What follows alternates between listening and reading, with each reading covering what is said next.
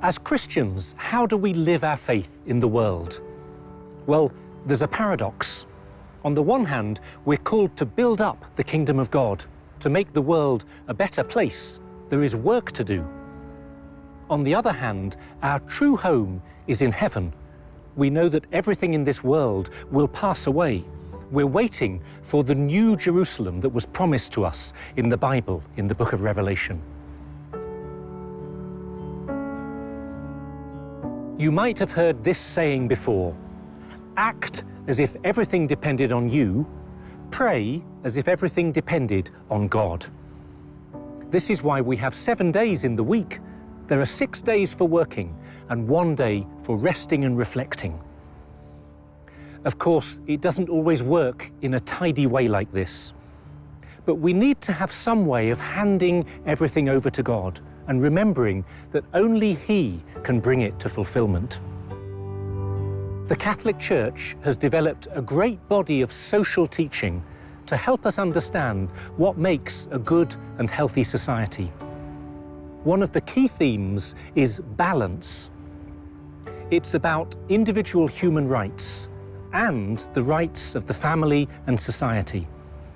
It's about the rule of law and the right to conscientious objection. There is a place for private property, and there is a place for recognizing the common good of wider society. There is clear teaching about the rights of workers and about our duty to care for the sick, the stranger, the prisoner, and the poorest of the poor. You see all this exemplified in the evangelical Christianity of William Wilberforce. He was horrified by the injustice of slavery. He spent his whole political life working for the abolition of the slave trade. This commitment flowed out of his religious conversion and his desire to put his faith into practice.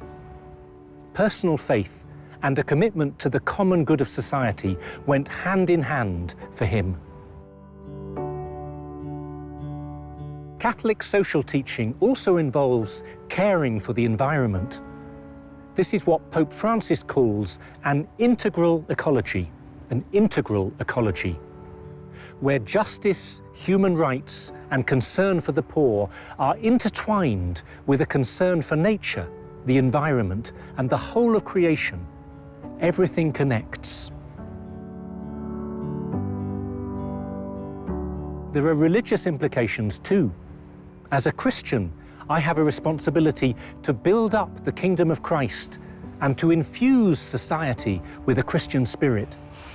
I also have a responsibility to respect the religious freedom of those who do not share my faith. So there is a really solid body of social teaching here, based on the Bible and 2,000 years of Christian experience. But it doesn't mean everyone thinks or acts in the same way. You can have 2 Catholics, 2 Christians, who disagree very strongly about politics or practical policies. They will often have different priorities. What matters is that they are inspired by the same core Christian values. We learn these values as we grow up, especially in the family. And if we don't, we struggle. This is why the institution of the family is so important. It's the fundamental unit of society where we learn how to love and relate to one another. In the family, we learn the basic social values of freedom, generosity, fraternity, justice, forgiveness, and this helps us to build a just and generous society. A few days after Christmas, my sister told me that Thomas, my little nephew, had been trying to share all his Christmas presents with his big sister. He didn't want to keep anything for himself. Okay, he was probably just copying the example of his parents. Maybe he thought it was just a game. But he was learning the habit of sharing. He was learning the virtue of generosity.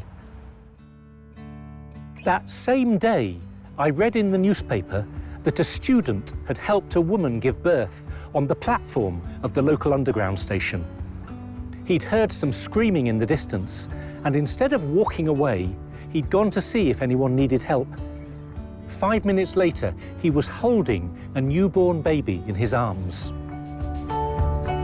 It struck me that somewhere, probably in his home, this young man had learnt to look out for others. He had an instinct to help, and it led to this heroic moment on the tube.